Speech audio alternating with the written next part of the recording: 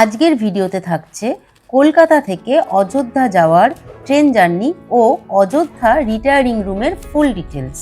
Good morning সবাইকে, Payel and Uttam tour ব্লগে আপনাদের অনেক অনেক স্বাগত। আজকে 17 জানুয়ারি, আজকে আমরা যাব কলকাতা স্টেশন থেকে রাম জন্মভূমি অযোধ্যা আর শিবনগরী বেনারস। অনেক লাগেজ থাকার দরুন আমরা ক্যাবে করে কলকাতা স্টেশনে এসেছিলাম। আপনারা চাইলে ট্রেনে করেও আসতে পারেন। চক্র রেলের সমস্ত ট্রেনই কলকাতা স্টেশনে থামে। আমরা প্রথমে যাব অযোধ্যা, তার জন্য আমাদের ট্রেন আছে কলকাতা থেকে জম্মু তাওয়াই এক্সপ্রেস সকাল 11টা 45-এ। ট্রেন 5 নম্বরে দিয়ে দিয়েছে, এখন আমরা 5 নম্বর প্ল্যাটফর্মের দিকে যাচ্ছি।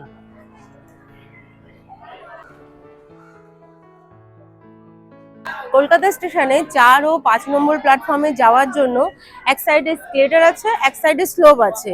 দুটো সাইডে যে কোনো একটা আপনারা চুজ করে নামতে পারেন, কোনো অসুবিধা নেই। আমরা স্কেলেটর দিয়েই নামবো।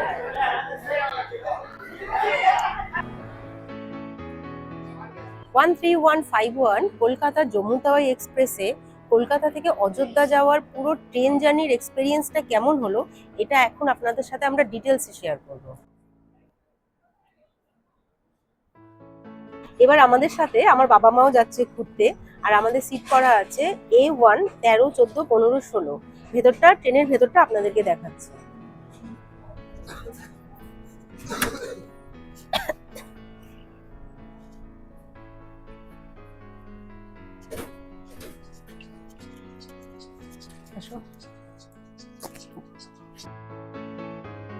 দু মাস আগে ট্রেনের টিকিট বুকিং ওপেনিং এর দিনেই আমরা সকাল 8টার সময় এই ট্রেনের টিকিট কেটেছিলাম।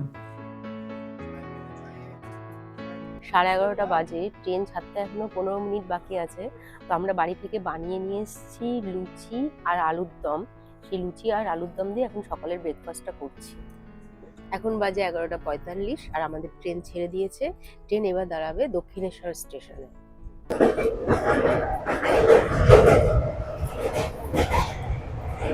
আমাদের প্রথম স্টপেজ দক্ষিণেশ্বর ক্রস করলাম, আর আমরা আমাদের যাত্রা শুরু করলাম ভবতারিণীর আশীর্বাদ।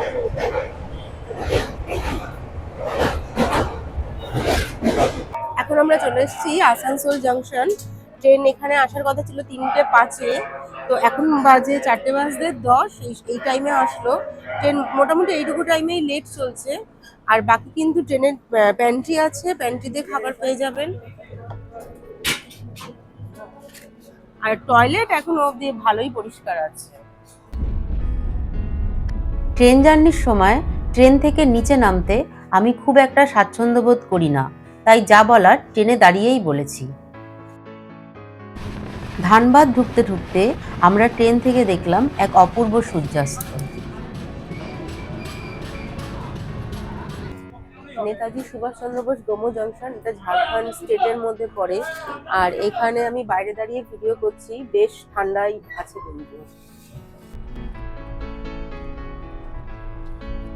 9টা বাজে, রাত্রের ডিনারটা সবে শেষ করলাম। একটা ভেজ থালি নিয়েছিলাম আর একটা ডিমের থালি নিয়েছিলাম। ভেজ থালিটা পড়েছিল 150 টাকা আর ডিম থালিটা 160 টাকা। ট্রেনের প্যান্ট্রি থেকেই নিলাম। আপনাদের খাবারটা একটু দেখানো উচিত ছিল খাওয়ার আগে, কিন্তু মানে এত জোর খিদে পেয়েছে আমার মেয়ের যে খাওয়া শুরু করে দিয়েছিলাম। একটুখানি দেখিয়েছি। খাবারের কোয়ালিটি খুব ভালো, সত্যি ভীষণ ভালো খাবারের কোয়ালিটি।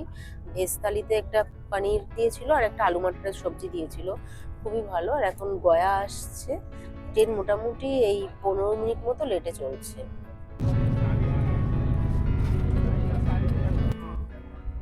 খুব বেশি দিন হয়নি আমাদের ঘোরার গল্প আপনাদের সাথে শেয়ার করছি, বা ট্যুর ব্লগিং এর সব গল্প, কিন্তু ট্রেন জার্নির যে এক্সপিরিয়েন্সটা সেটা এই ফার্স্ট টাইম করছি।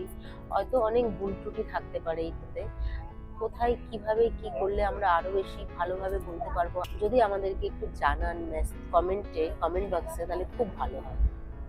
9টার সময় গয়ার টাইম ছিল, এখন বাজে 9:20। গয়া জংশন পৌঁছালো। জেনারেল কামরায় ওঠার জন্য প্রচুর লোকের ভিড় বাইরে, আমি জানলা থেকে দেখলাম, মানে অসম্ভব ভিড় জেনারেল কামরায় ওঠার জন্য।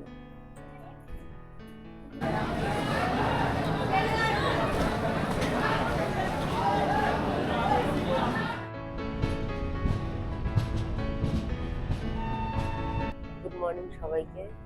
এখন বাজে 7:30, 6:15-তে নামার কথা ছিল, 1 ঘন্টার উপরে লেট। আরও কিছুক্ষণ লেট হবে, প্রায় 8টা বাজবে। আর বাইরেটা একবার দেখুন, পুরো সাদা, কিচ্ছু দেখা যাচ্ছে না।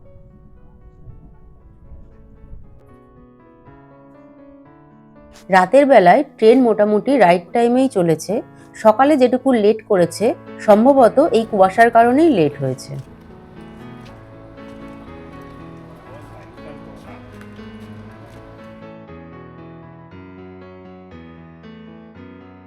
গুড মর্নিং সবাইকে। আমরা এসে পৌঁছেছি অযোধ্যাতে 8:15 নাগাদ। 2 ঘন্টা গাড়ি লেট। যখন গাড়ি থেকে নেমেছি চারিদিকে ভীষণ ঘন কুয়াশা, হয়তো তার জন্যই গাড়ি লেট হয়েছে। আর অযোধ্যা স্টেশনটা অনেক বড় স্টেশন, প্রচুর বসার জায়গা আছে। বাইরে ভিডিও করা বারণ, তাই বাইরের ছবি নিতে পারিনি।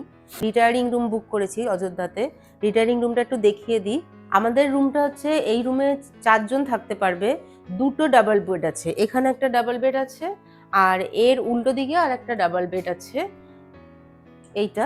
আর এইখানে একটা সোফা আছে, সোফার সাথে একটা টেবিল আছে, এই পাশে একটা কর্নার টেবিল আছে, একটা আয়না আছে, আর ওখানে একটা আলমারি।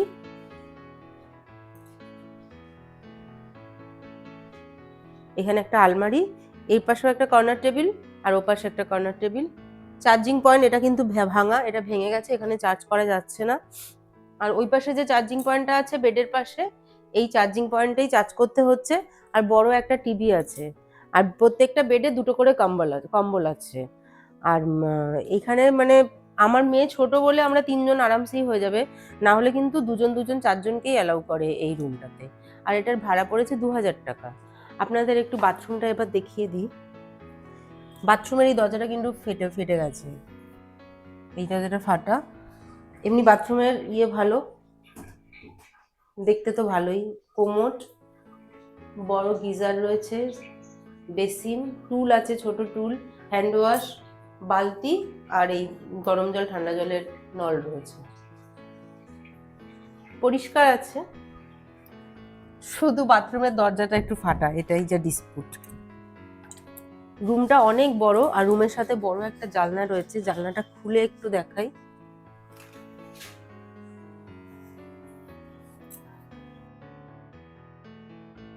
অযোধ্যাতে ঢুকতে স্টেশনে যখন গাড়ি ঢুকছিল তখন, বা স্টেশনে এসে আমরা প্রচুর হনুমান দেখেছি। বলছে যে জানলা টালনা সবসময় বন্ধ রাখতে, নাহলে হনুমান ঘরের মধ্যেও ঢুকে যেতে পারে। অযোধ্যায় রিটায়ারিং রুমে কিভাবে যাবেন তার একটা ছোট্ট ইনফরমেশন দিয়ে দিই। লিফটে করেই উঠতে লাগবে, মেজানাইন ফ্লোর, লিফটে অল ফ্লোর লিফটে উঠবেন, উঠে 1 প্রেস করবেন। 1 প্রেস করে যে ফ্লোরে আসবে ওখানেই আছে রিটায়ারিং রুম, আপনি অফিসে ছেলেদেরকে পেয়ে যাবেন। পরবর্তী ভিডিওতে আপনাদের জানাবো একদিনে অযোধ্যায় আমরা কি দেখলাম। ভিডিওটি ভালো লাগলে লাইক, কমেন্ট ও শেয়ার করবেন, আর চ্যানেলটি সাবস্ক্রাইব করে আমাদের পাশে থাকবেন। ধন্যবাদ।